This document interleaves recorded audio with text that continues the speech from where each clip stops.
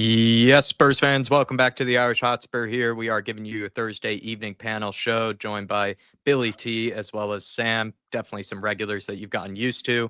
We have some news around Fabio Paratici, the Don, in Dave and I's opinion, has returned back to Tottenham Hotspur, and he's not taking any minor role. He seems to be taking, from at least our looks of things, one of the big top jobs and might even be, in our humble opinion, slightly ahead of even Johan Lange in terms of the director of football roles, but we'll get into that. We also have a little bit to discuss about Vinay Venkatesham, all these press releases, videos that have been very nice to listen to, and the communication has been so transparent and so clear. We're just wondering why it didn't happen before. So we'll be talking about that. And if there, of course, there's a little bit of time for it. There's been some maybe frustration around Basuma's injury and whether maybe we felt like he could have contributed to this season or whether you feel like you're done with Basuma already. We have some discussion as well about some of the loan players, how well some are doing, how poorly others are doing. Are Spurs still kind of getting that wrong in terms of peeking out the various loan assignments? And maybe we could do a little bit better in that department. And then also just a little bit of time for an Aston Villa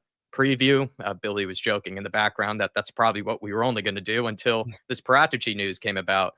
As you're piling in here, everybody, smash the like button for us. Get into the comments. If you want to stop us at any stage, welcome to put in something in the chat. We'll be happy to bring it up on screen. And if you do want to support the channel in any extra ways, feel free to become a member. And also, we will answer anything via a super chat. Just want to greet some people very quickly. But Harmless Potato in the house saying he's a trained body expert on the Johan Lange and Paratici conversations, maybe suggesting Johan Lange was nervous, whereas Lazy 8 was saying maybe they were snuggling before the actual video there between them. We have plenty of other people piling in here, so I'll try to be as quick as possible. Lazy 8, Andrew Burnett, DB, Alpesh Patel, Logan, Isaacs, Mark New, Binny Guy, Noel, and William Webb, who's giving me a grammar lesson in terms of the title. Been a long time. Maybe we should use Billy in terms of his expertise on that department. I felt like I had it right with using TWO, but maybe the two actually might be more correct. Let's get into it here, everybody. We're going to start first with this Paratici news. Johan Lange is responsible, it looks like, for the Academy's scouting performance analysis and the football insights, whereas Fabio Paratici is going to be responsible for the transfer window. That's a big word. Players and loan and their pathways, and both will come together in terms of squad planning and player recommendations. Billy, how confident are you that this new current leadership structure with Johan Lange and Fabio Paratici will actually work? Do you know what? I actually feel pretty positive about it. I think it's a good use of their respective skills. I think it's interesting that, as you kind of alluded to before, that Lange was promoted, even though he seems to have been removed from the most important thing of doing the job, which is transfers. I'm not really sure how much of a promotion it actually is. I think that might just be a little platitude rather than a significant promotion. I kind of think Lange is really good at talent ID. Don't think he's as good as sort of connecting transfers across the world as Paratici is. I think to be a really elite club, you have to have real connections. We see it with Chelsea and we see it with Liverpool, Man United. The real big clubs, they can sell their players really easily. We struggle with that. I think Paratici is really well connected, so hopefully we can, time to shift up the deadwood. I think in the PSR era, it's really important you can make money as well as spend money.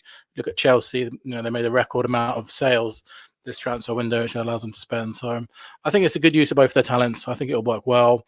I think Paratici has had more hits than misses overall. I think we look at some of the recruitments since he joined, and Kulusevski, Romero, Bentancur, Porro, some significant transfers there. That was some of our better recruitment. So overall, I'm pretty positive. I think it'll be interesting to see what happens, because I kind of slightly get the impression in the back of my mind that maybe this might be slowly phasing out Lange, but let's see how it transpires in the future. Yeah, I think Dave is on the same page as you. We'll get to him in just a sec. Just quickly as a follow-up, Billy T, do you believe in too many cooks in the kitchen in terms of recruitment, or is that just a cliche? I think that's just a cliche. I think if you look at most of the top clubs, Chelsea got 2 directors. I think as long as I think for me the most important thing is it's the manager is the one that's being sort of addressed, and getting the players that he wants, the positions that he wants. I don't believe that too many cooks score the broth in this case, because I just think the more ideas, the more input you're getting.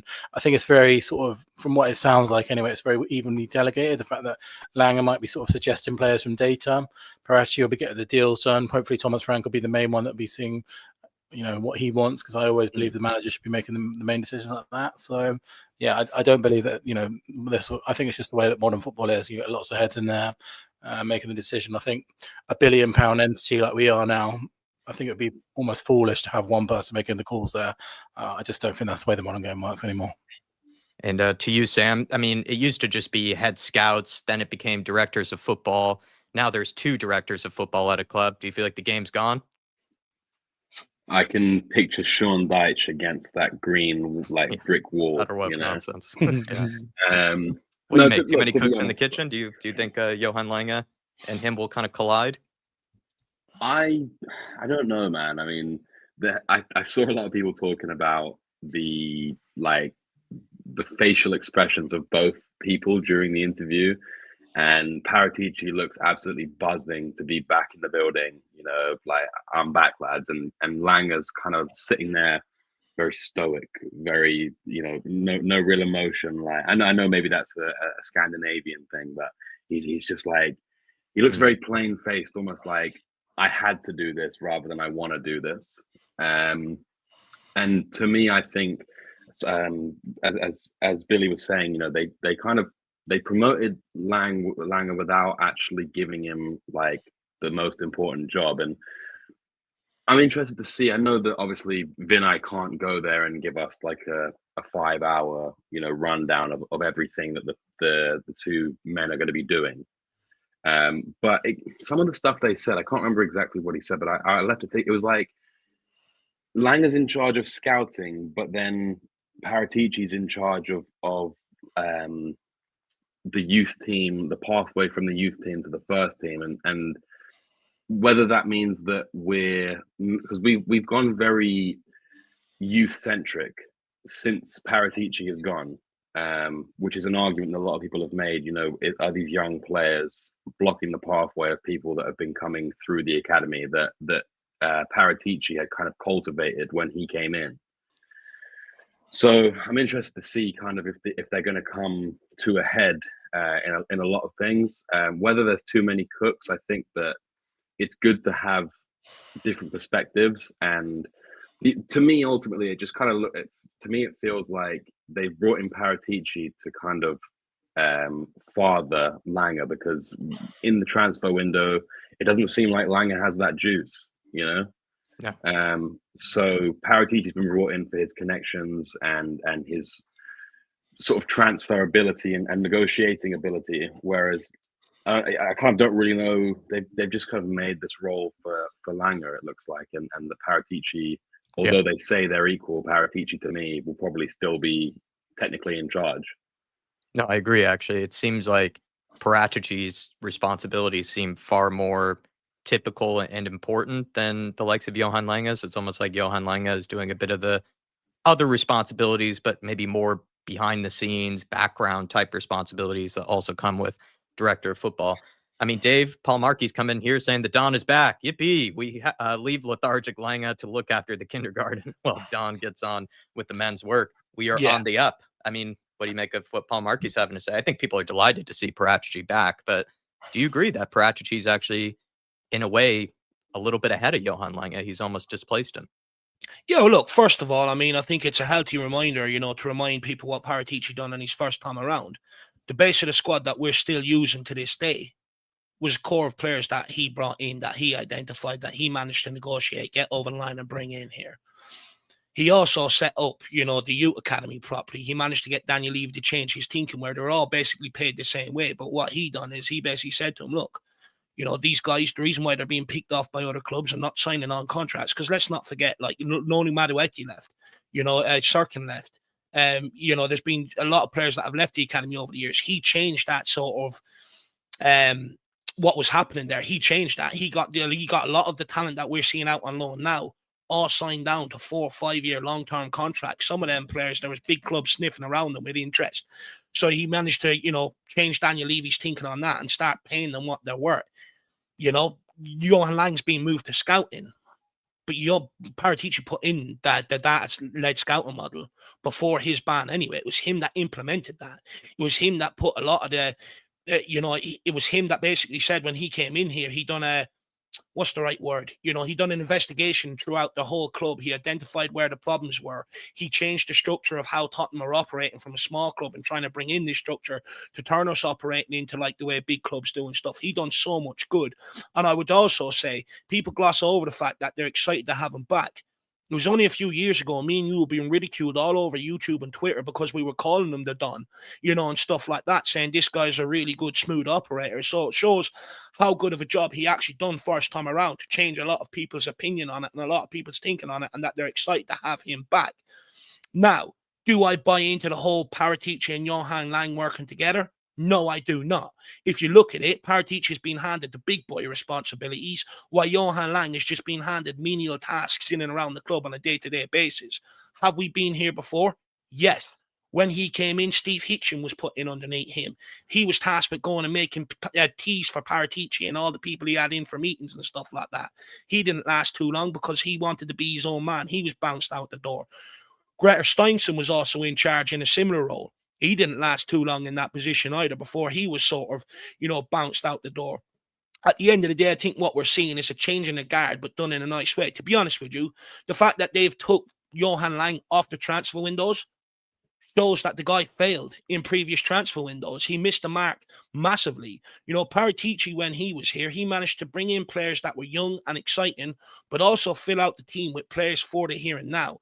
Johan Lange missed that bracket. He couldn't negotiate for a lot of the players, you know, a lot of top talents and stuff like that. And that's why Paratici has been brought back in and taken charge of all of that. So if Johan Lange failed at the job we've brought him in here to do, why are we moving him roles and putting him in different aspects? It's like what we do with players. Brennan Johnson shit on the right. Now everyone says, let's put him up front, see how he does. We got to stop doing this at Tottenham. If you bring them in to do a job and they don't execute it, bounce them back out the door. We have a problem at Tottenham where we love being the underdogs because of the way the way Tottenham have been treated in the press and all that down the years. We relish being the underdogs so much to the point that we will support players that just aren't, and people that just aren't good enough to be at this club. If we want to start being a big club, you've got to start developing that ruthless mentality that all these big clubs have and start bouncing these people out the door. Why are we paying extra wages to a guy that just couldn't do the job in the first place? It's absolutely nonsensical. I don't buy into it. Like you look at even the tasks, you know, Johan Lange, he's responsible for the academy, scouting performances, or performance analysis, and football insights. Football insights, like that felt like a chat GPT sort of like added. What job descriptions are we giving this guy? You know, and then you look at what Paratici's responsible for: transfer windows, player loans, pathways and development into the first team. You know, he's been given the real responsibility. And the players, it says as well, doesn't it? It literally just says players. The players. That's pretty much the main thing, right? Surely. So he's basically been given all of what he done in the first time around back. And Johan Lange has been given useless job titles, and it signals to me that this guy is going to be bounced out the door. Honestly, what other big club has someone employed just it's a promotion, apparently. A promotion. Insight? It's absolutely madness. Stop with this fast and get him gone. He wasn't good enough. When we needed experience, he brought in youth. There was a reason why Aston Villa got him out the door. You know, people say, oh, look at Aston Villa now, who've got coming up at the weekend. They're not performing too well now. But the reality is, once they sacked him because he couldn't bring in the players they needed to kick on, they kicked on. They started competing up the top of the Premier League, started getting into Champions League and stuff like that. You know, and then we think it's a good idea to bring this guy in. And I'm not being funny, but over the body of evidence of work that he's been in charge of the transfer windows, we regressed. We went backwards. We nearly got relegated in the Premier League. That's the indictment of this guy's work at Tottenham Hotspur and how he's handled transfer windows. So why is he still here? Get him gone. I mean, Ange was gone. Daniel Levy suffered for it. Also, get this fraud out. He's a massive part of it. I agree with you, Dave. And I also was joking out there with Billy that it feels like Paratici's been given these huge, broad sort of responsibilities that have so much nuance with them. Whereas Johan Lange it's almost like they were trying to reach a word count or something, or give him an extra bullet point here and there just to make it sound like their responsibilities are a bit more equal. Just quickly, Billy, what do you make of this comment here just earlier from DB? I'll try to find it. He's saying this mirrors the Levy and Vinay Venkatesham meeting. It's only a matter of time for Lange. Does this remind you maybe of the Steve Hitchen Paratici days? We're just going to be phasing them out. Yeah, I think potentially. I think if you remember back to those days when they were sat on the side of the pitch together and making, and Hitchen was copying Paratici's gestures. That was really cringe. So it would not surprise me, to be honest. I don't think it'll be anytime soon though, because I think the new board are all about sort of, as someone put in their corporate speak, and trying to do things the right way and have this really sort of new aura about them. And I think if they really quickly hired someone and got rid of him in the short term, it'll probably go against themselves. It'll probably be a shot in the neck to them. So I think he'll be around for a little while. I think they might just slowly decrease his jobs, as they already have done. I'm just absolutely amazed that they called it a promotion. Really, that was, it's wild.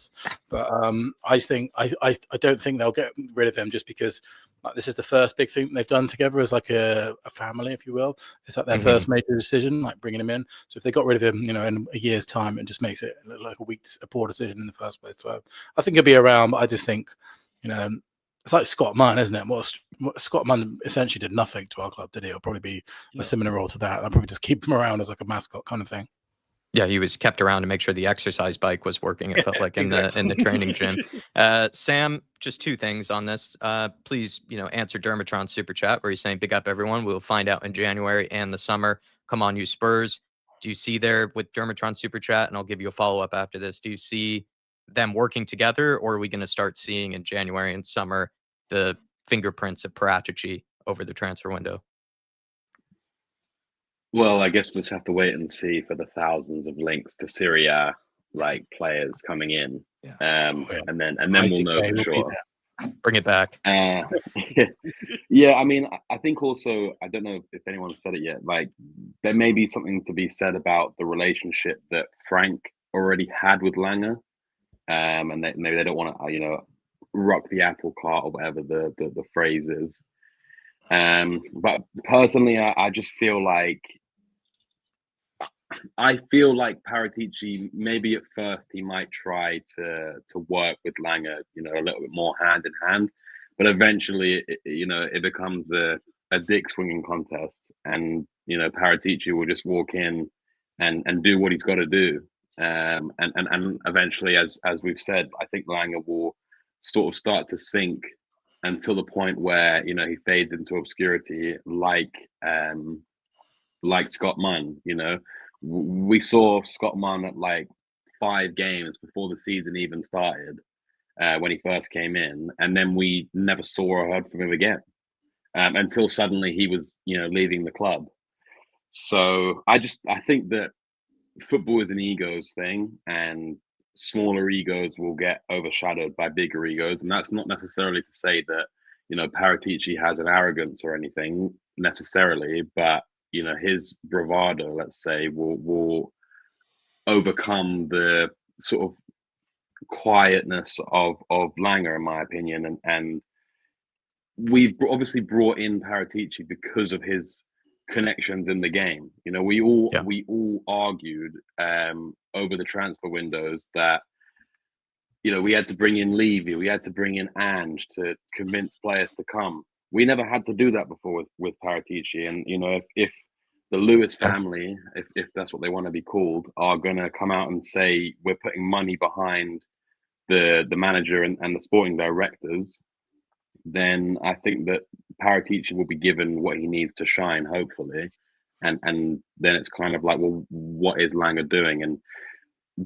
Billy, you said about they don't want to look to have made the wrong decision, which I agree with, but it also just annoys me because it's like, just not that obviously it could all work out, and I'm surmising, but if it isn't working out, just bite the bullet and get rid. I think two things Sam said there are absolutely spot on. I think the first one is, that Paratici never needed the manager to get in contact with the player or send over, the CEO and stuff like that. I signed Romero when we had Nuno as a manager. Yeah, exactly. You know what I mean? I think that's absolutely spot on. I think that's one big thing I'm glad about having Paratici back. And it feels like if we're going for a target, we're going to get that target. Whereas with Johan Lange, it felt like, there was so much convincing that needed to be done and stuff like that, So I think you're absolutely spot on with that, Sam. That's one big crucial thing. I also think the next thing is, I think maybe you have made a good point there, because they have worked together before at Brentford. Does it make Frank feel a bit easier that he's got someone there, at that level that he feels like, is listening to him and maybe can communicate what he's looking for, what he wants and stuff like that. That could be an element to it. Fair enough. But how's it ever going to work? Because Johan Lange will have his own preferences of what he likes. Paratici will have his own. And if they have to share the budget, even if one's in charge of looking after senior teams, one is in charge of bringing in youth, they still have to split the budget between them and stuff like that. So in my opinion, it's just never, ever going to work. To Sam's point, it's just going to turn into a swing and dick competition. And by the way, Paratici is going to win that all day long. I guarantee he's about 3 times the length of Johan Lange. Well, what I kind of like about Paratici is it reminds me again of the Steve Hitchen comparison. Even in his interview, he says he lives and breathes, football, and he lives and breathes, doing this type of job. He says, we're up, day and night doing it. He was saying that there's this sort of, attachment that he has to recruitment. He just really has a love for the game of it. Whereas Johan Lange then just after that was like, yeah, I'm surprised there's another transfer window coming. It seems like the last one just ended. You just have totally different, I think, attitudes about it and eagerness about it. Whereas Paratici is just gearing up to go right again. And Johan Lange was giving me a bit of the vibe that Steve Hitchen had, where he was like, oh, I hate transfer windows, the thing that he was literally being paid to do. Whereas Paratici even mentioned that he has that workaholic type of culture around him where he's happy to just be up, all day and night, messaging people at 3 a.m. saying, hey, are you up for a transfer, type of deal. So I'm really excited that Paratici's come in because I think he's going to bring back that enthusiasm as well as also just that workaholic nature, which can be needed over transfer windows, especially in the summer. We think it's really long, but it's not that long at the end of the day. The preseason and everything gets kicked up pretty quickly. And we know that Paratici is a guy that will be working day and night on it. Whereas with Johan Lange, we kind of felt like he was dragging his feet a lot of times when it came to getting these deals over the line. Paratici as well, with no Levy, even though he worked very well with Levy, with no Levy restrictions, you think that he doesn't have to maybe do also as well these 6 installment type payments, for guys like we did before with Kulusevski and whatnot. He doesn't have to go to his black book of transfers, to work under the table. He can actually get wheeling and dealing here and can really get these over the line, especially if there's 100 million pounds of injected money in there as well. My big thing as well, just quickly, is how do Tottenham Hotspur benefit from having him working alongside Paratici? I don't see any benefit to Tottenham Hotspur. I don't see any benefit to Paratici, only that he's got someone to go and make him tease. Apart from that, the only one it's actually benefiting is Johan Lange. Because the guy doesn't have any history of being at a big club, transforming them. When Paratici has a body of work at Juve, he transformed them into one of the best teams across Europe, one of the best well-run outfits where they had star-studded team, left, right, and centre. Now, look, people can point to they've done stuff under the books. He's done that under the director of the ownership and stuff like that, and stuff like that. But at the end of the day, the only one that benefits is Johan Lange because he gets to learn off one of the best operators in world football. He's the only one that's going to learn and benefit from it. He's going to build connections from it and stuff like that. But Tottenham Hotspur ain't going to see the benefit of Johan Lange working under Paratici. So I struggle just to see how this is going to work. Unfortunately, we've been here twice before, like I pointed out, and I think we're going to see the same thing happen at some point. Johan Lange, we'll just get a quick statement. He's gone. And feel free to take Paul Marquis here, Dave. He's just saying Lange's Paratici's go for nothing else. It's that or go.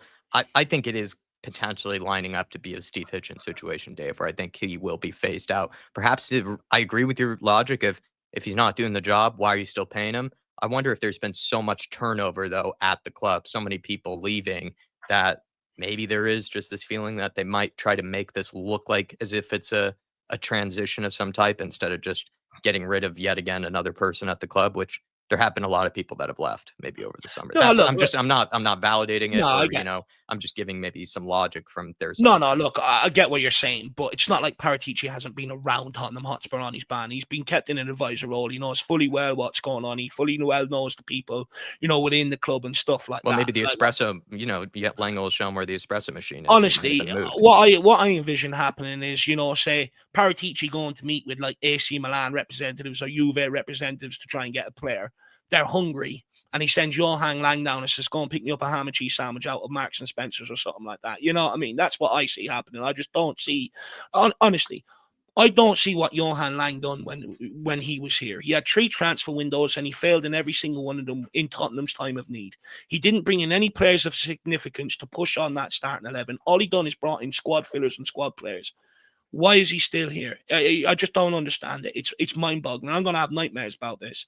Yeah, and just wanted to welcome in some other people as well. Ian Ferguson, I saw in the chat. Jamesy Boy, who was on with us on Tuesday. Good to see you as always. Fazzy Radfar, really appreciate your support as well. And then Alpesh Patel saying, will Paratici, head scout, be returning with Lange there? I did see one article about potentially Gabbanini being, lured back to Spurs, but I'm not too sure whether that's going to happen straight away. That might be something that maybe one of the many things he has to do. Just quickly, Billy, like, what's his 2 big jobs, maybe Paratici, that he has to do on his return? Work on potentially Harry Kane return, seal Palhinha for a longer term contract, maybe offload some players, sort out the left wing. What's maybe high on the priority list for Paratici? Short term, left wing. Long term, striker, I think, are the 2 main ones that I would be prioritizing. If we can get a left wing in January, fantastic. It's a really difficult window. I'm not expecting us to go out and spend 100 million in January. My dream signing at the moment, anyone follows me on Twitter, just because we got Paratici back, would be Yildiz at Juventus. I think he's an incredible player. Probably looking at upwards of 80, 90 million to sign him. That would be a really difficult transfer. But if anyone can do it, it's the Don. He's got the connections at Juve. The sad fact of the reality is Serie A is in the mud. It's like they need the money. We're at a point now, a rare point, where we've overtaken Juventus in terms of spending power. We could do it if we really wanted to. I'm a bit concerned over Semenyo. I have a feeling that he's going to end up at Liverpool. Just from a couple of reports that are coming out this week, sounds like he's going to be their priority target. What they need to do is spend another 100 million, obviously, after their low spending in the summer. So I think that will happen. And for me, the biggest 2 priorities, we're lacking a bit of firepower, left wing and striker. Striker situation, I think, is a bit more tricky because I would love to bring back Harry Kane. We all would, but I'm not convinced that it's doable. I have a feeling he's going to re-sign at Bayern and renew there just because he's doing so well. I think he's the best player in the world at current form. If we signed him, he'd be immediate title challenger. I think that's how good he is right now. But I just look at our strikers options: Richarlison, Solanke, and Tell. If we have aspirations of being a title-winning side, which it sounds like the Lewis family want to do, we need to upgrade that significantly for me.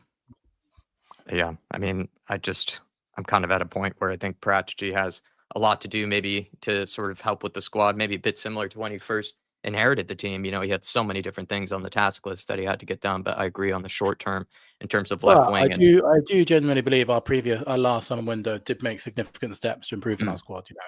Kudus, Xavi, and Palhinha are decent transfers. It's a good start, and it means that we don't have to go out and buy like 6 players in summer. Yeah, that's fair. A point that we're often at. Maybe we just need to buy 2 really good ones. It's almost like a romantic novel, Paratici being allowed to come back and sort of finish off the work that he begun, because, it was him. Like, he had a difficult task when he came in. He had to get rid of a lot of players that there was no resale value in, that were on high wages.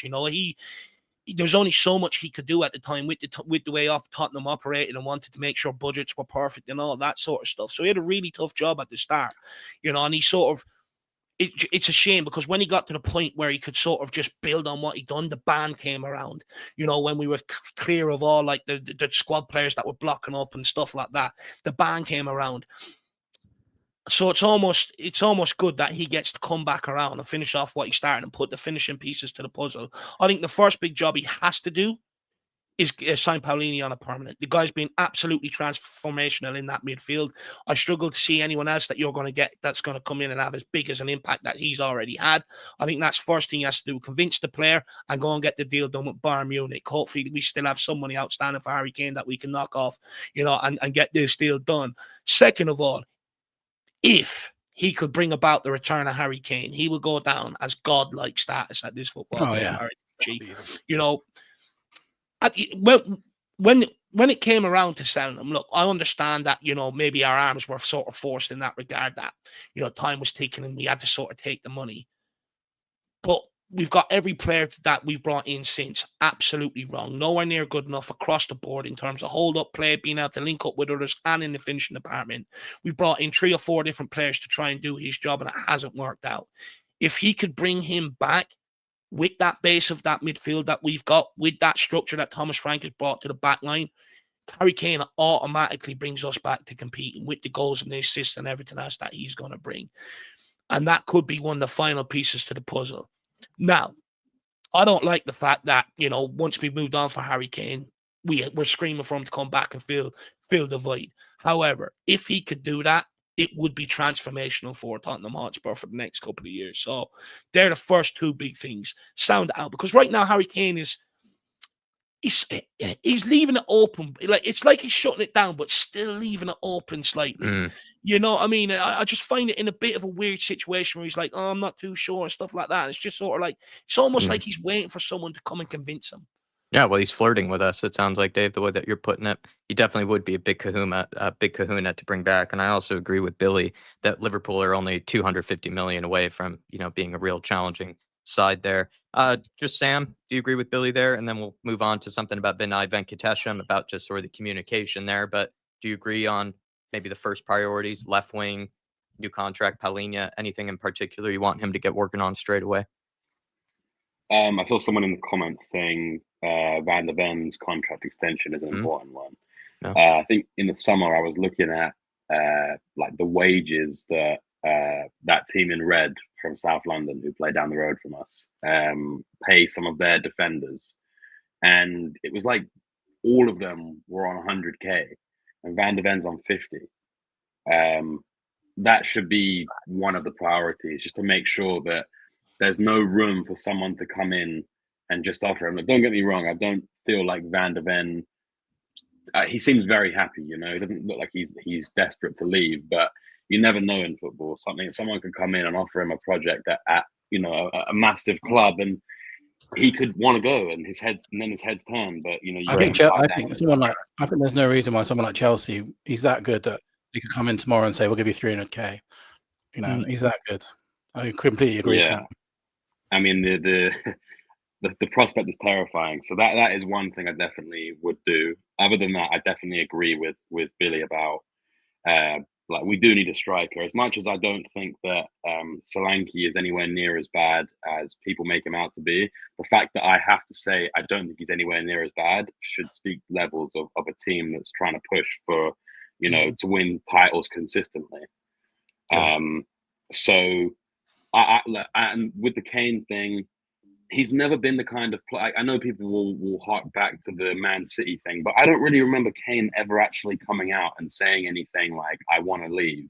He was always just kind of like, most of it was through the media. They were saying this is going on behind the scenes, blah, blah, blah. But, Kane's a consummate professional. He's clearly enjoying his time at Bayern. He's probably going to be champion of Germany again. He's got probably at the moment a much better chance of progressing in the Champions League with Bayern than he does with Spurs.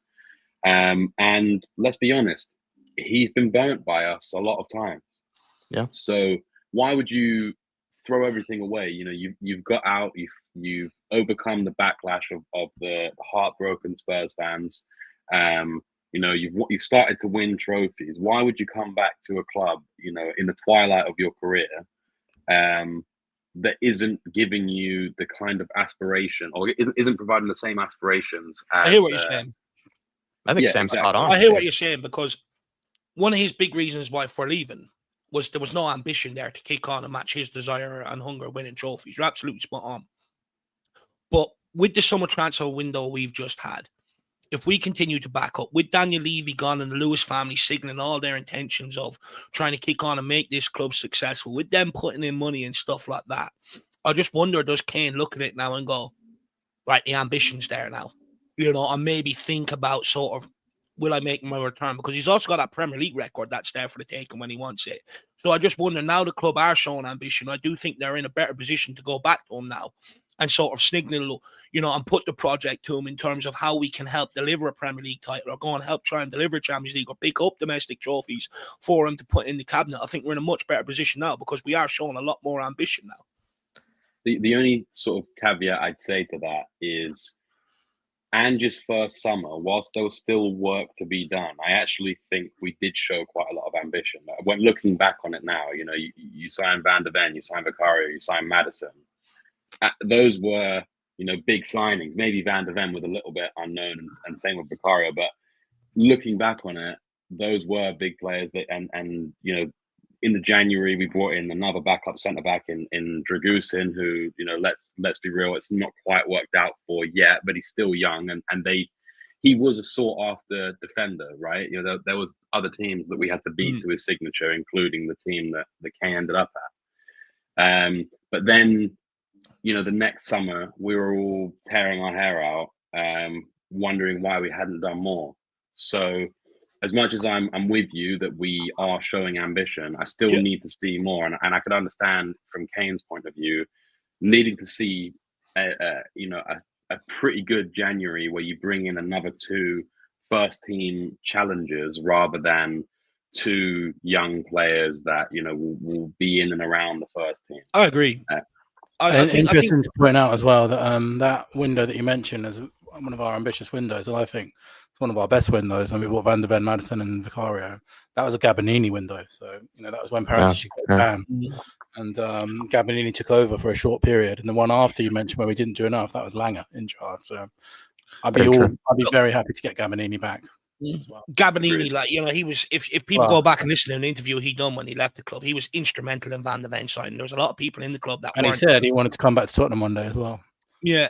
And like when in that interview, he said there was other people saying, no, we're not signing this guy, he's not good enough. And it was him that pushed for Tottenham to go and get Van der Ven. So it would be good to get him back in working under Paratici. I would argue they should have given him the job instead of bringing in Johan Lange in the first place, personally, if you wanted a continuation of what Paratici was doing, because there was always going to be an element of the next director of football coming in, wanting to do their own thing, wanting to put their own stamp on it. So I think we missed the trick there by not giving it to Gabbanini. But just quickly back to what Sam was saying about the Kane situation. Look, I fully understand what you're saying, and probably look, he might not even be looking to move back this summer. I think it's just from Tottenham's point of view. I think when he is thinking about his return to England, when that day does come, because it will come, that we're in the very best position to be able to say to him, look, you're the missing piece.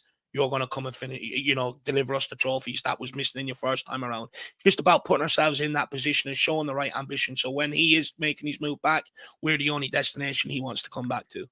Well, he would be proper Spurs if he did want to come back, because that's, being a proper Spurs fan is being burned and burned and burned again and still coming back for more. So I think if he were to come back, that would show just how proper Koi's man is. Just quickly on this, I'll go to you on this one, Sam.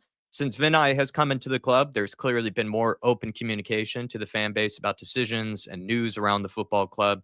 Do you think that this has been successful in maybe alleviating that tension that's been there between ownership and fan base, all this open communication?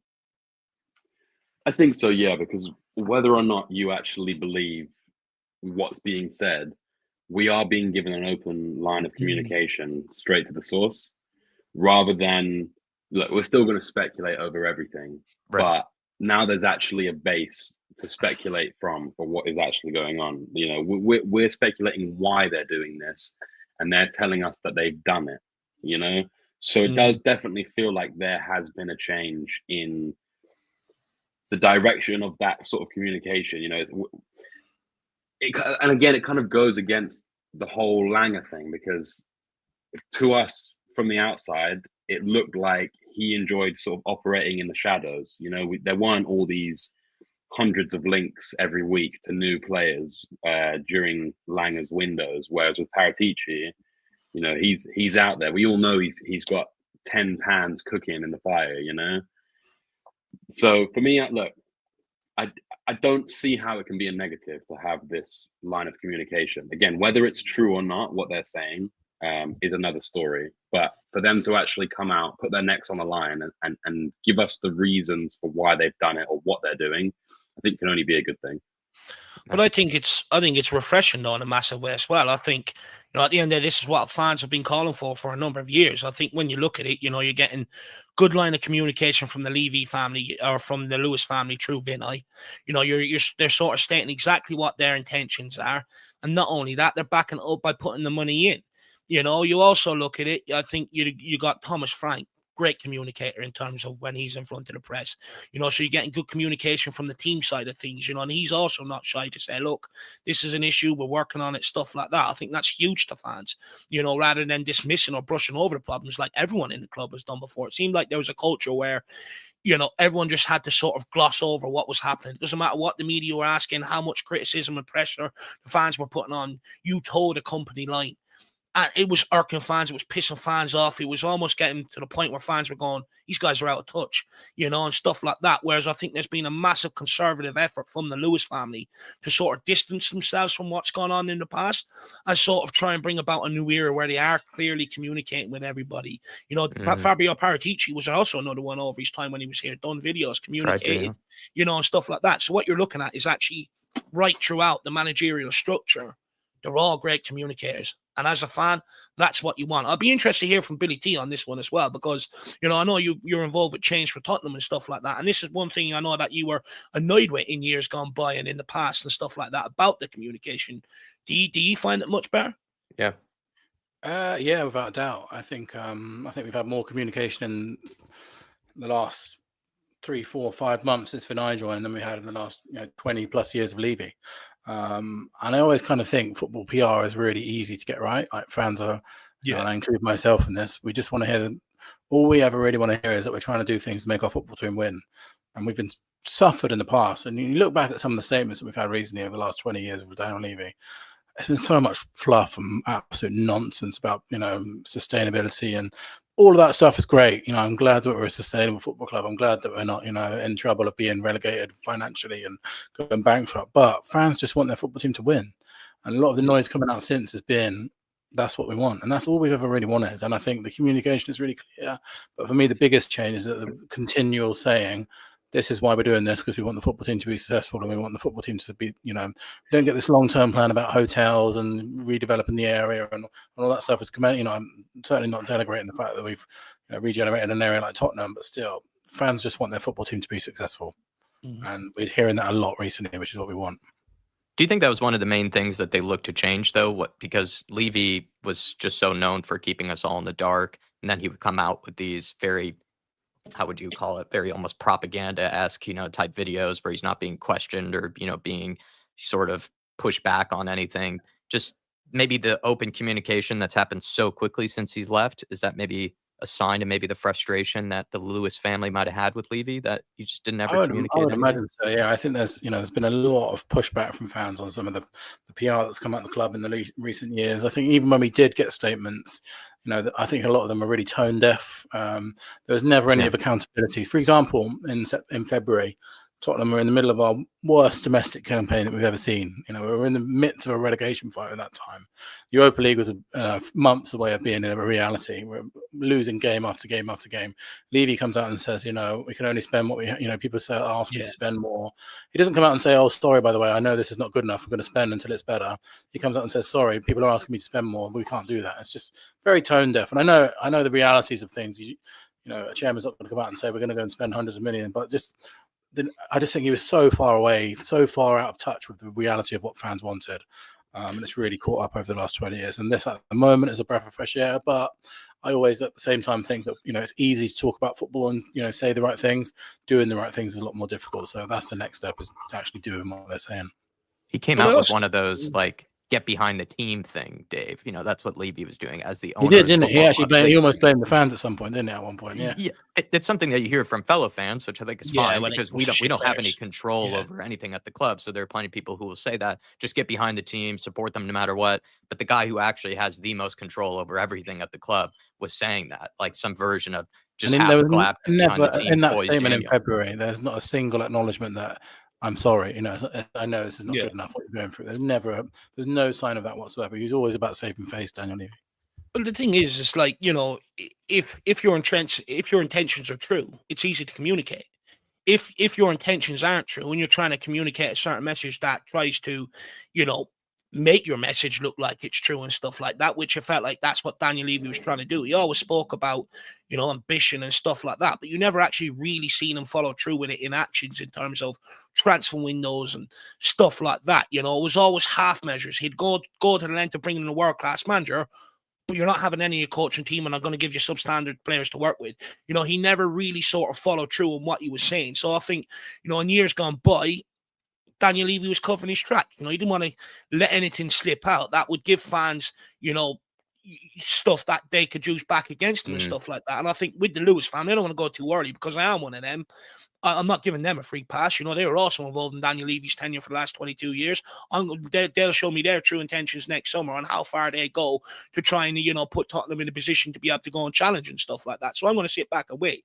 But so far, it looks like the communication's working because it looks like their intentions are true. And you can only take them off the bite-sized sample that they've really had, which is, you know, they said they were going to put in money about a month or two ago through Vinay, and then they went and put the money in. So, you know, it's easy for good communication if your intentions are true, is what I'm trying to say, I suppose. Yeah, very fair. You know, like when people do, like celebrities do charity work and it's for PR, but the end result is the same. It's still a positive, right? I personally think with the Lewis family, or Anik, whatever you want to call them, I'm not 100% convinced by them. And I agree with you, Dave. Like, for me personally, I'm not giving them any free run.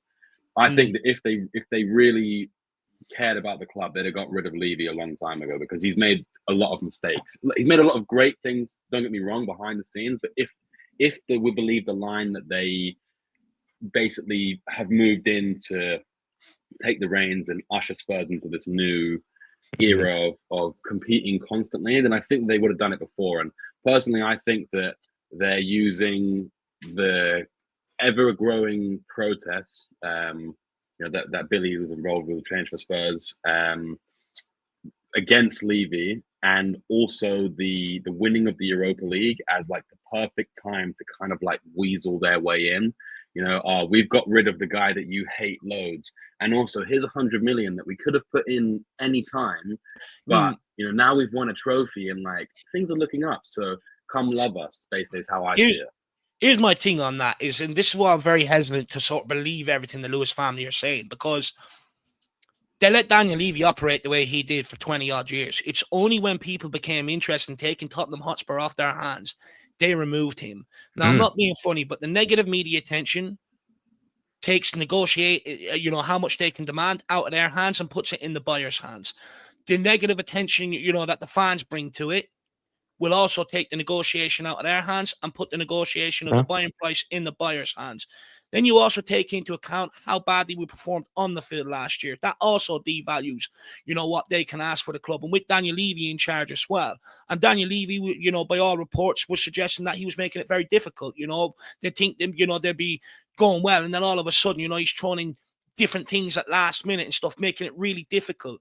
And I think, you know, by all intents and purposes, there's still another thing at play with the Lewis family, that they've removed Daniel Levy so that Tottenham are going back in a good light now.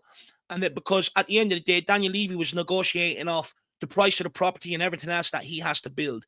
Lewis family realised that if you do put this club back up to a certain status, everyone wants to be involved with winners. You're bringing bigger sponsorship deals. You're bringing more merch. You sell out this, you know, there's a more demand for tickets and everything else. That all rises to the value of the club. Good press brings up the value of the club. Plus all the commercial side, the property side, and everything else that has to come, all brings up the value. And I wouldn't be surprised that there's a part of them that is trying to get the club back to a valuation that they believe they want, so that they can all separate out between themselves, and then they will sell. So that's why I'm very hesitant to get right behind the Lewis family and say they're here, they want to take this club forward and stuff like that, because there is a part of it that they are just trying to boost the valuation of the club so that they can demand what they feel they want for the club rather than the buyer dictating the price. I think that's actually a pretty sound theory. Yeah, me too. And I don't want to turn this into a Levy podcast, you know, but for me, the biggest frustration that he ever, you know, he's one of the most intelligent men that's ever faced the game of football, no doubt about it. His biggest blind spot was seeing that success brings more, you know, brings more attention, brings more value to the club. You know, continued success. You know, Chelsea usurped us in value just because they win the Champions League all the time. They win leagues. They've won multiple trophies. They're not a bigger club than us. There's no chance about it. You know, 10, 15 years ago, they were nothing. Success breeds, you know, money. It breeds everything. So I think you're exactly right, Dave. I think the Lewis family have probably clocked onto the fact that if we go and win out a league, a Champions League in the next 2-3 years, the value of the club will skyrocket. And I can't believe that Levy in 25 years never noticed that and never really pushed for it. I think that's pretty sound theory from yourself there, Dave. And I kind of agree with maybe what Sam was saying. It's almost like they've been there the whole time. Like the analogy would be as if like Levy's been driving the car, but they've just been asleep in the back seat. And now they finally just woken up to everything. And all of a sudden are making all these changes, but they could have easily woken up to it a long, long time ago. Just a quick second to humble myself here. Artist T, member for 12 months, saying, you got to go bald, Jacko. That hairline is going back. I mean, you're the Florian Plettenberg expert here, Billy, and Harry Kane saved his hairline. Can I save mine? Oh, mate, I think it's you got nothing to worry about there. I would Okay. Yeah, the trip to Turkey is a long way away for you. Don't worry about that. I'll be. I was just gonna say that meeting you in person, like you've got a very good hairline, to be honest. I'm not into men and stuff like that, but at the end of the day, you've got a very good hairline. Like I don't see what the problem is. I think RST has been a bit harsh. Yeah, I think that's a hard call, I have to say. Maybe I'll put myself next to Harry Kane and I'll just judge Harry Kane where is I'm at. struggling. You always remember these footballers a lot younger than they look. Like Harry Kane is what, 28, 30 or whatever. His hairline is struggling. So is James Maddison, who's like 26. Yeah. And I think they have gone to Turkey and Maddison had that Turkey treatment 100%. There was photos in the first half of the season before he got injured in the first season where his hair was wispy to say the least. Especially when it was wet, like it was actually going to fall out. And then he came back and suddenly he had this like quite luscious hairline. So I think he's definitely been going back and forth from Turkey. Maybe he'll put that in the next episode of his little documentary. But you know what? Even if they do, I don't understand why it's so taboo for a man to come out and say, it's unbelievable. Women do it left, right, and centre. Women get work done left, right, and centre and speak about it openly and stuff. I don't know why a man can't just come out and go, do you know what? Was receding. Don't think I look good, so I went and sorted it out. I've always wanted to see Istanbul anyway, so the 2 for 1. That is unbelievable work. Yeah. Get a little Derner, a new hairline, absolutely love it. 2 for 1 there for me next week, Jack, actually.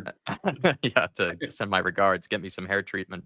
Fazzy Radfar, Paratici has been one of the best news that's happened in the last 5 years. Damn, Faz, I think you're almost outdoing Dave and I here on the Paratici praise. He might be the Paratici triplet there. You could argue that he has his fingerprints all over that Europa League win, though. A lot of those players in the 11, Paratici signed. Yeah, I think that was Dave's point and plenty of people's points as well. As much as Johan Lange has gotten his praise from plenty of people, you do look at the core of that team that was in the Europa League starting 11. So many of them are Paratici signings. One of them that I think just constantly gets forgotten is the fact that Papmat Tassar was signed for like 15 million or whatever it was. Like talk about, and everyone says, oh, like he only looks at the Italy market. It's like, well, Papmat Tassar didn't come from the Italian market. And then even Destiny Udogie was signed for like 13, 14 million, something like that. Like cheap signings that were also at the same time pretty much for the first team, like incredible deals. But like you took to Billy's point, goalkeeper signed by Paratici. The whole also defense, for less than 20 million for Vicario. Yeah, Porro, Romero, Udogie, Van der Ven, all brought in here on the Paratici's watch. Bentancur brought in here on the Paratici. You look at a lot of the signings that Johan Lange has made. A lot of them are on the periphery of the squad. A lot of them haven't really had the impact that, we were hoping for. You even go back to the likes of Mikey Moore and players that came on and had an impact in the early Europa League run. They only stayed about because Paratici got Daniel Levy to change the way he was paying them and got them to sign long-term contracts. So I think the Billy T's point, I think, we've got so much to be grateful to Paratici for. The Europa League doesn't happen unless he comes in earlier in, a couple of years beforehand and does what he does. Yeah. Spot on, Billy. Appreciate the love and support for Paratici here. Fazzy Radfar, I think you might be outdoing us here on that one. We're just going to maybe wrap up here with just 1 or 2 left if we do have time for it. Just one is just kind of random that I saw from Cartilage Free Captain, an article about Basuma's international break injury. They said this: it should be noted that beyond the description of the injury, we really don't have any more information and we'll need to wait for a report from the club. Or at least the Malian medical officials before making any sort of determination on Basuma's injury. But honestly, they were saying that they were kind of looking forward in the article to having Basuma available again. That's ridiculous. I don't know, Billy, that was just kind of the article. I just thought it was an interesting take. I don't think a lot of people are that keen on having Basuma back in the team, but they were saying he adds another cog to the midfield and that he's someone who can actually make a forward pass. Are you a Basuma fan, and would you like to see him come back? I'm a fan of one version of Basuma when he's playing well, but I would be very surprised if he plays for Tottenham again, to be honest with you. I would be very surprised. We're pretty stacked in midfield now. I think Archie Gray Sarr, I've got much more of a case of making the first 11 who are currently on the bench than Basuma. I think he's a long way off getting into the first 11. Discipline issues, which we've spoken about at length before, it's just, I don't think he'll ever play for Tottenham again. I think he'll probably be sold in January, and then that'll be it. It's a shame because there's such a talent there somewhere, really in the depth somewhere. We've seen it in glints. We saw it in the Europa League run, funnily enough. He was really good in the sort of quarterfinal onwards. Incredible in those first 10 Ange games. But there's clearly a lack of discipline there that has sort of meant that he's never going to fulfill that potential, which is really a shame because on his day, he's a brilliant midfielder. But as King Hoddle in the chat has just pointed out, he won't be missed. I think I'm on the same feelings as you. I think I saw someone tweet Basuma on his day is one of the best midfielders you've ever seen, but that day only comes every leap year or something like that in February. Basically, he's a very purple patchy type of guy. One thing I get a little bit frustrated with terms of maybe this sort of tolerance of Basuma is he just kind of fits the mold of a lot of players that have been given chance after chance after chance at a really high level at a really big club to sort of work their way into the team with not a ton of competition. Like Basuma came in under Conte. Conte called him out for the lack of tactical knowledge and discipline, that type of thing. Ange comes through the door, gives him another life. He betrayed sort of Ange's trust with showing up late and not really being that disciplined on the pitch in terms of his positioning, rash decision-making, that type of thing. And then even, kind of in a way started to fall down the pecking order, even under Ange, despite how much the guy really liked him. And then now under Thomas Frank, what is Basuma's first impression of Thomas Frank? He shows up late once again, to the meetings and things. So the guy's had a million chances to do the basic things right. Tyler in the chat makes an interesting question. Will we be able to sell him in January? I think Paul O'Keefe in summer said that we were looking for like 13 million for him, which is mad. That's such a bargain, like somewhere, sure, like Turkey, Saudi, 13 million for Basuma, which I imagine will now go down to like 10, 8 million. Surely someone's got to take that, like Turkey or Saudi. Come on, America. At least we didn't fork over. Yeah. At least we didn't pay that much money for him, because then that would have been one of the bigger losses. But yeah, that would be nice. 13 million seems like a fair deal there. Sam or Dave, anything to add to Basuma before I move on? I mean, I thought this was a surprising take from, an article or a news outlet that I usually read a lot from. Yeah. And it was a rare Basuma fan sighting. To be honest with you, I read the question wrong earlier. I thought it was your point of view that he still has something to offer, and I was about to absolutely kill you for it this evening. Yeah, I nearly fell off my chair, so I'm glad that you've clarified that. I didn't put quotation marks. Yeah, even up in my mouth. But no, look, with Basuma, he's had too many chances. He's a guy that you just can't rely on. And look, the biggest thing is Thomas Frank has a zero dickhead policy. Basuma doesn't fit into that. So if you're not going to fit into that and you don't want to do what the manager wants you to do, you're bounced out the door. I think we're taking the right approach here. Look, can't keep. It's a similar situation to Ndombele. All the talent in the world on their day could run midfields, but don't have the discipline to do it. How long do you keep a player at a club like that? It's not a good example. When we're youth-centric, like we have, like the model we've sort of gone down the last few years, it's important that your senior players are setting the example to follow. You can't have a player like that around so many young players. A guy that's out pissing around, taking balloons, before the season starts, even though he's out of the team and stuff like that. I mean, he's just a guy that's happy to be here, happy to be involved in football in circles with zero ambition. So get the fuck out of Tottenham. We're a club now with ambition. We're steamrolling towards trophies. You don't fit what we need. Out you go. Now, Tyler did make a point, earlier on in the season where he said, but surely he would still have more to offer than, say, like an Archie Gray or stuff like that. And I sort of take that point on his day, yes. But the problem is, when you select him, you don't know what Basuma you're going to get. And the reality is, Thomas Frank could keep him in his house the night before, make sure he doesn't go out, make sure he's not inhaling balloons and stuff like that. But someone like Basuma will always find a way, and he'd pick him and he'd probably play shit, because he didn't get to go out and play a balloon, have balloons and stuff like that, because he needs to be free to get the best out of himself and all that sort of stuff. Look, Basuma's make Thomas Frank late. Move him on. Yeah, he would. He would. Just what I might add as well, or he'd get Thomas Frank on the balloons, which would be even more concerning. What I might add as well is that, well, he did like to party, he said, over the summer, Thomas Frank. But maybe this is a tad harsh, but he's done this like same Instagram post, it feels like 3 or 4 times now at the club, which is full of these positive aspirations about, this is only the beginning. I'm always going to come back. Now's the next chapter. This will only make me stronger. I appreciate that. Like, I like that positive outlook about things, but like, this is like a copy and paste of the same post that he's made 3 or 4 times now at the club. And he just reminds me, I mean, I have friends like this who tend to do that type of thing where, like, you know, they sort of lock in for 2 or 3 weeks. You know, they're saying, oh, I'm on my grind, I'm doing this, I'm doing that. And then they sort of fall back into the same exact thing, you know, situation again. So I just find it to be a bit exhausting at this point, or just hard to really believe. But we'll move on and we'll throw this one at Sam.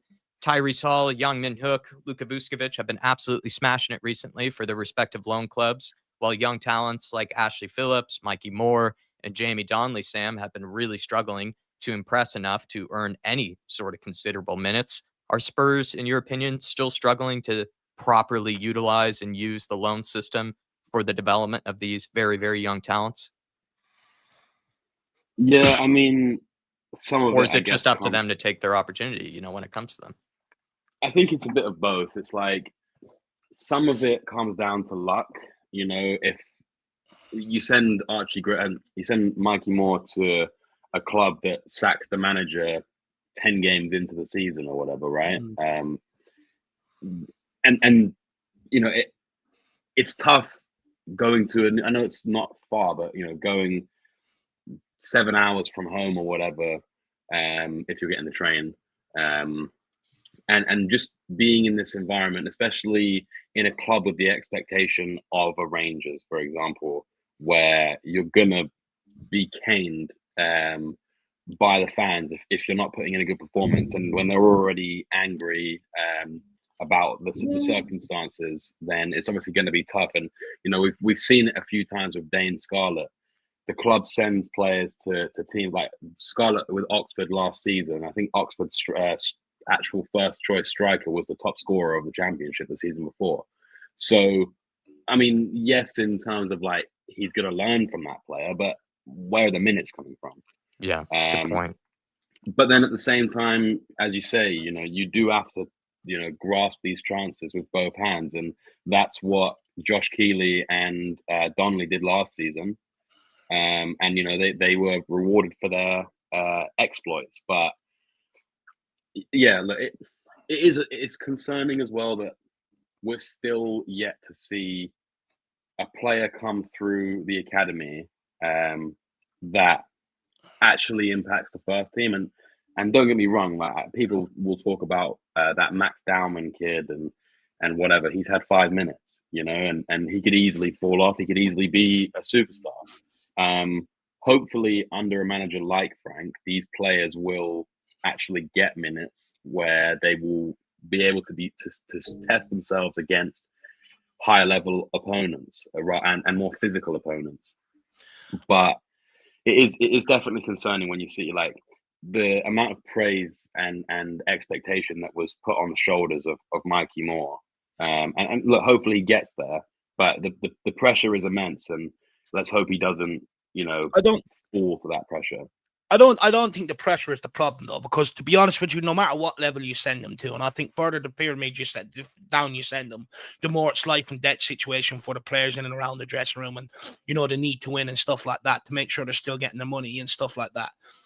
For me, I think, you know, let's take Jamie Donnelly for an example, right? Everyone looks at it from the outside and goes, at Stoke, you know, he's not kicking on, he's not as good as everyone says. Now, go back to his previous loan spell at Leyton Orient last year. It wasn't until after really this international break that he kicked on and started performing. The problem we've got is we're constantly changing managers. So these managers are keeping him here for the whole of pre-season. And then what you're doing is you're sending them off to clubs. They're going there. They haven't had pre-season with the club. So automatically them going in, they're on the back foot in terms of trying to get into the team and getting minutes, you know. So they're going in there and having to bide their time. So you're talking, they're not really seeing any games until October, November, December, when the managers are actually forced to rotate because the games are coming in thick and heavy. And that's then when you're looking at them. Are they going to take their minutes and are they going to sort of kick on? But I think right now, I think that's the big problem is managers aren't making the decisions quickly enough. If you want these guys to go out and develop, give them a chance with the club they're going to for at least 2 weeks before the season kicks off. Let them get in there, let them get trained and stuff like that. Because if a manager at a club, for instance, Donnelly at Stoke, you know, he's worked with the players all pre-season and he's got what he thinks is his lineup, and then all of a sudden Jamie Donnelly and Ashley Phillips are being handed to him on loan. He's going to find it difficult just to get the trust and put his faith straight into them and put them straight into the team. You know, it's going to be an element where they're going to have to buy their time. And I just think that's where we're making a mistake. We send them out on loan way too late. And I think a lot of the opinions around Donnelly's been harsh. Like, you know, even a lot of the articles you read, oh, he's not kicking on. Well, people defend Brennan Johnson to this day, and the guy's 24. Donnelly's fucking 20. You know what I mean? And this is my point. If you're going to tolerate shit that Johnson does, don't be going after Donnelly and players like that and going, it's disappointing they haven't kicked on and stuff like that. Actually look into the loans. Actually look into the circumstances. And I think what you'll find with someone like Donnelly is I would expect him to get opportunities coming up. I think Stokes, the guy that has been playing number 10 for Stoke, he dislocated his shoulder there recently. So there might be an opportunity there for someone like Donnelly coming in there now and kicking on. But instead of just going out, oh, they're disappointed, it's not working, go and look into it. Realize that Donnelly had the same situation at Leyton Orient last season. And after, when the games came in thick and fast, he got his games and he kicked on. I think it'll be the same here. And this isn't me having a go at you, Jack, by the way. I think, you know, at the end of the day, your job is to come up with the questions, put them out there and ask. But I'm more aiming at what I see articles being written about some of these kids' loans and, you know, fans and stuff like that. I'm disappointed in it. Because these same outlets are out there defending Brennan Johnson every day of the week and stuff like that, even though he's 4 years his senior and stuff like that.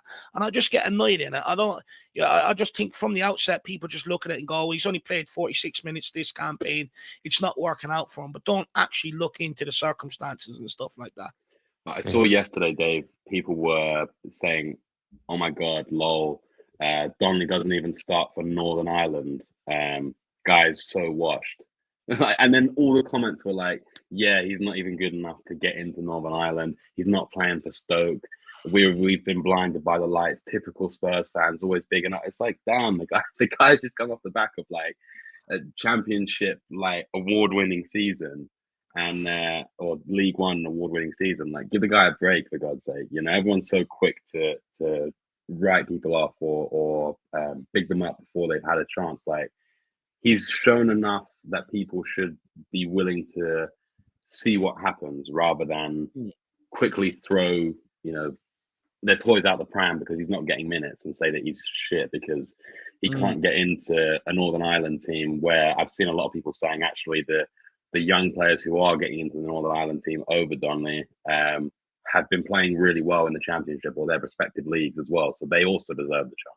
But he also only really made his decision last year, you know, about switching, you know, and playing for Northern Ireland and stuff like that. And, you know, there's an interview that the Northern Ireland manager gave, Michael O'Neill, and he said, look, with Donnelly, he's shown in training when he's with us glimpses that, you know, there is a player there that is going to hit a certain level. It's just, you know, with how Northern Ireland are performing right now, he's struggling to find, you know, get him in there. But he was just basically saying, look, all Donnelly has to do is keep turning up, bide his time, and it's going to come. Yeah, I think we're seeing the risk and reward of this loan system where you can send them out on loan and then they get to develop, you know, technically a less pressure level. But at the same time, if they're not getting these minutes, maybe you just hope it just turns them into, you know, more mature players, you know, knowing that they do have to take their opportunities when they come, and it teaches them valuable life lessons. But I think we are seeing that, you know, you can't just send them anywhere. Even in Mikey Moore's case, even though he did kind of push for that move, I think, to Rangers, just pushing him to where, you know, Russell Martin, who maybe, I don't know, from the get-go, I didn't know if that was really going to work out for Rangers, you know, that type of signing, and the fact that he was sent out there. To me, part of the question was, is it Spurs getting it wrong with the clubs that they're sending them to, not maybe doing enough research in that area? I think you're right when it comes to the Rangers one and Mikey Moore. From the outset, you look at it, Mikey Moore to Rangers, great low move, right? You know, the one thing that he needs to sort of, you know, build up is his physicality. Well, he's going to learn that in Scotland very, very quickly. But, you know, with Russell Martin coming in, surely someone at the club would have sat there and said, there's a potential this could go wrong very, very quickly. Not the right role move for you. Like, I would prefer Spurs send players to clubs that are interested, that have their manager in there at least a full season beforehand. Not a club that's bringing in a new manager and stuff like that, because that's where teams can go very quickly. I'm not being funny, but what if the next guy comes in and just doesn't fancy Mikey Moore at all? He's just left on the sidelines. He would benefit more from being at Tottenham and training in around the first team than he would over there. I think that happened to Dane Scarlett on a few occasions. I think Dane Scarlett was given game time, but then the manager that was giving him game time got sacked quite quickly. And then all of a sudden the next guy comes in and doesn't want to use him at all because he's focused on stabilizing the club and getting results. And why would you give minutes to a guy that's only going to be there for a season on loan, really? And I can sort of see how Spurs maybe have gotten this wrong in the past. Billy, unless you have anything to add to the loan situation, you know, we can move on to the final question. No, yeah, I've just been impressed by Vuskovic. I don't know if you guys saw the video of him and taking a free kick now as well. Like, what is anything I this can do guy it all. can do? Yeah, just mad. He's like a FIFA My player. Yeah, he's like an absolute ridiculous profile of player, and I wouldn't be massively surprised if we record him in January, to be honest, because he's I don't know, I could see it happening just because I don't think we've got like a wealth of incredible centre backs, and he's just like he's a machine. So it wouldn't be shock me completely out of the blue if he did come back in January, just because I don't think he's that far off. I really don't. Yeah, I agree. He might be the exception where we could send him to Real Madrid and he would still find a way to get into the team. It seems like at this point he's the with highest Vuskovic. performer. He's like the highest. He's like the highest performing in terms of data centre back in the Bundesliga at the moment, isn't he? So. Well, he has been in nearly every league he's been in. He was one of the Yeah. highest performers in Belgium, but one of the best performers in Poland, one of the best performers in Croatia. Like every league he's gone to, he's dominated. Not only doing his job defensively, but he scores goals. You know, I mean, you seen when he came to Tottenham, the game against Red, two set pieces. You know, scored one and then they set up one. I mean, finish as well, unbelievable. Yeah, unbelievable. Like you can see, there's a clear player there. I think we made a mistake loaning him out. Personally, I think we should have kept him around. Oh, I've always, as good as we've been this season so far, we're still a Van de Ven or Romero injury from being absolutely fucked, I think. Yeah, yeah, seriously. Last question here. Just we probably would have spent more time on this, but we had all these other news, to chat about. Maybe thankfully, Spurs host Aston Villa on Sunday, a fixture that comes just as we enter this October-December stretch that has often derailed our seasons in the past, given the timing and the tough run of games ahead. How crucial is this match for Tottenham in maintaining momentum, improving things, maybe different this time around? Billy, a lot of pressure on Sunday? Yeah, I think I'm not massively confident going into it just because our home form has been pretty poor. Aston Villa have turned it around again as well. If we were playing them a few weeks ago and they lost every game at the beginning of the season, it would be great. But I think they've won 4 on the bounce or something like that. So it won't be an easy game.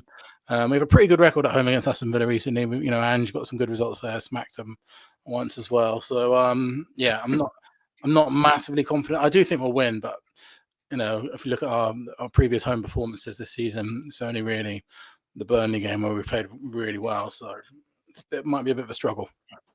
Yeah. I think this fixture for me is crucial in terms of how we handle this period coming up. Massively. If we don't win this, I think I think that things could change quite quickly. Spot on. Like we were here under Ange Postecoglou in his first season. We had easy games coming up before Newcastle, Arsenal, Chelsea, Liverpool, stuff like that. We didn't take points we should have. We ended up then going into that run and being battered. And with each game, our confidence got worse and worse and worse and worse. And I think this is a similar period coming up. Like you've got Aston Villa now, then you've got the likes of Monaco, Everton away, which we don't usually do well in, Newcastle in the Cup, Chelsea, Man United, Arsenal, PSG, Newcastle in the league, Fulham.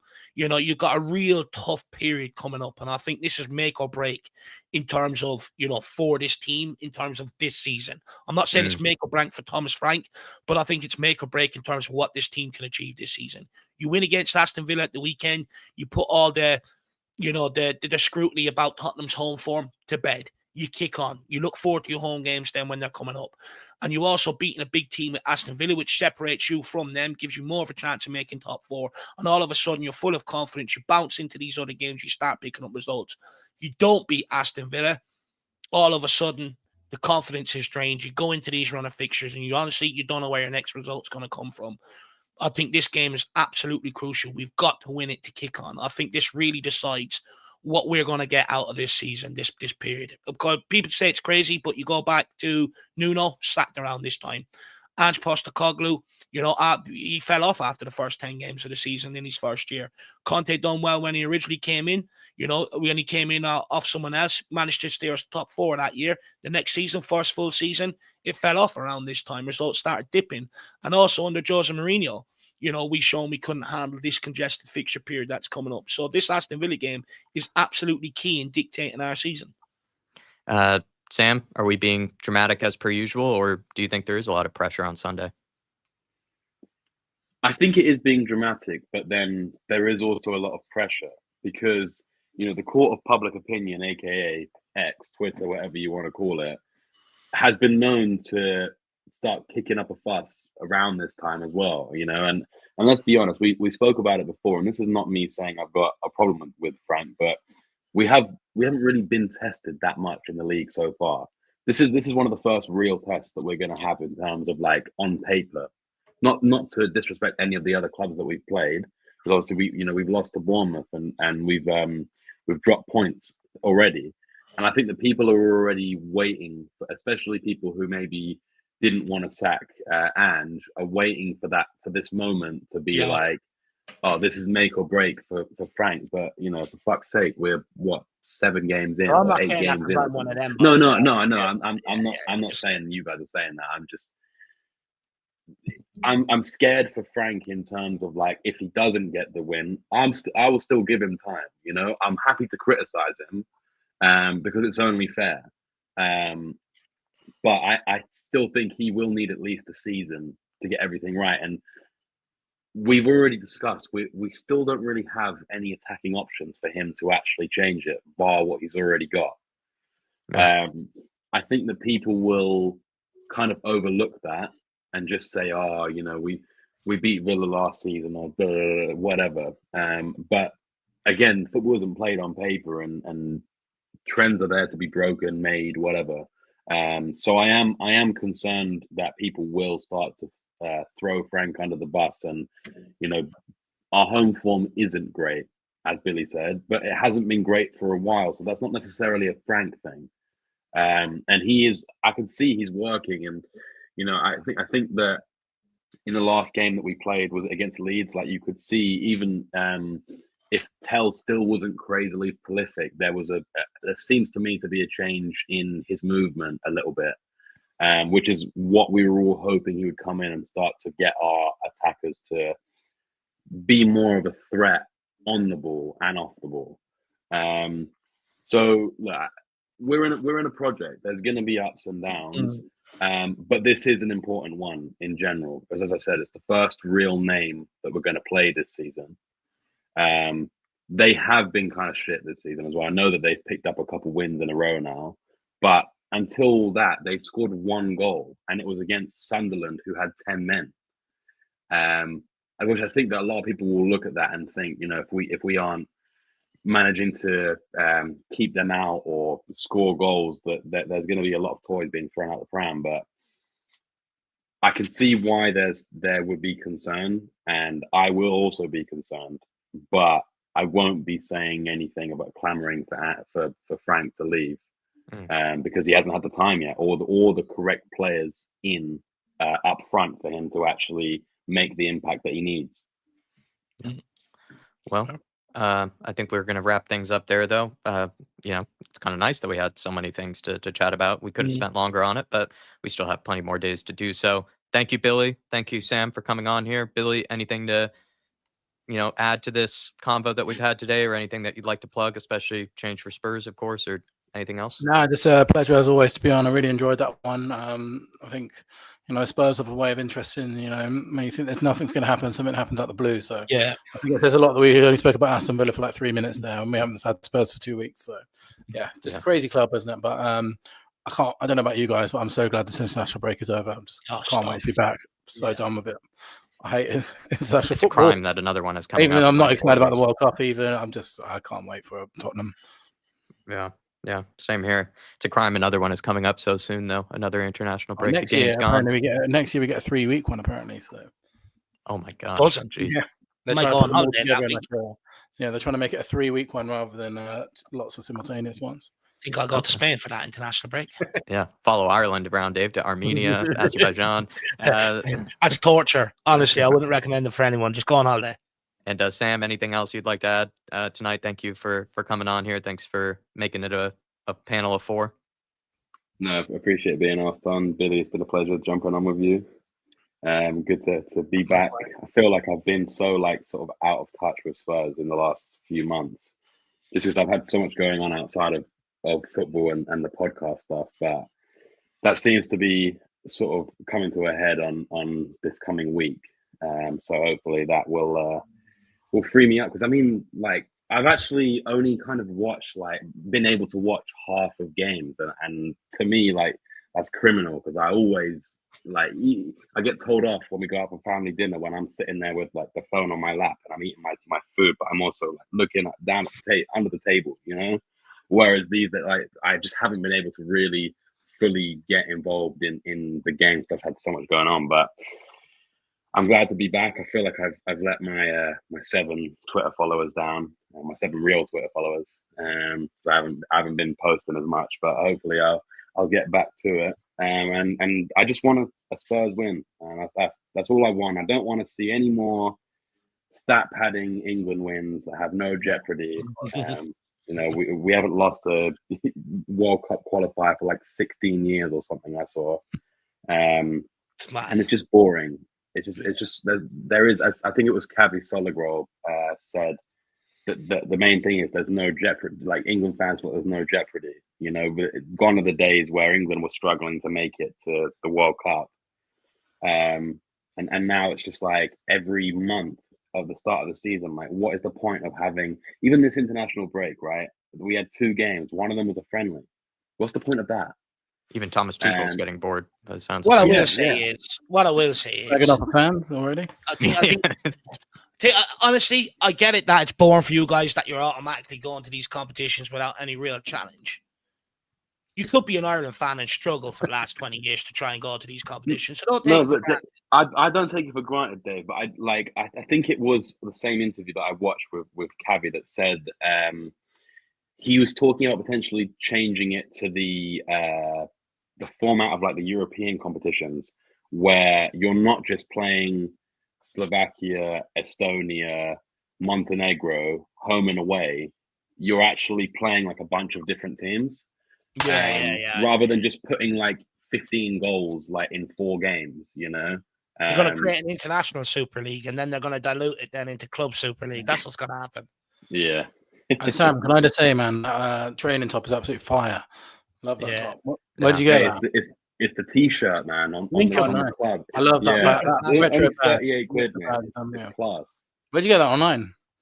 Yeah, the 38 quid on the Spurs store. Yeah. The only deal. Sam links up to everything. The only thing that might not be overpriced. Yeah. Now that it's not going to Levy, I'll happily pay it from the club shop. Nice one. Well, everybody, really do appreciate you guys. Thanks for joining us over these international break streams. We are going to get back to Spurs dictating our emotional state. At least I'm looking forward to it because I'm tired of my baseball team dictating my emotional state at the minute. So I get to have a healthy distraction from it. We'll see you all next time. See you all tomorrow. Members preview, all that good stuff. Goodbye for now. Come on, you Spurs. In the Slim Frank, we trust. See you next time.